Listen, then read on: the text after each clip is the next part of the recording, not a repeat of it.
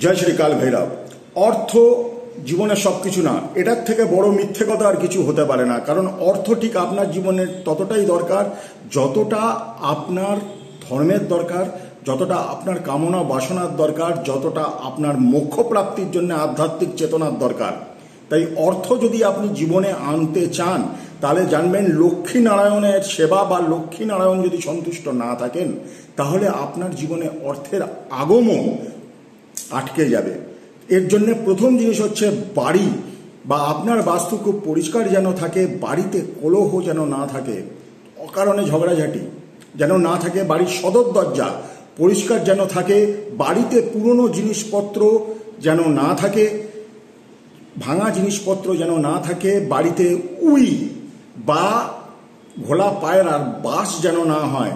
এবং তার সাথে সাথে এটা খেয়াল করে রাখবেন কি আপনি যে মানি ব্যাগ বা পার্স ইউজ করছেন সেটা ছেঁড়া ফাটা যেন না হয়। এবং প্রত্যেক দিন অন্তত 3 বার মহালক্ষ্মী অষ্টকম স্তোত্রম পাঠ করুন। দেখবেন অর্থের অসুবিধে আপনার জীবনে কিন্তু কখনোই থাকবে না। ধন্যবাদ। জয় শ্রী কাল ভৈরব।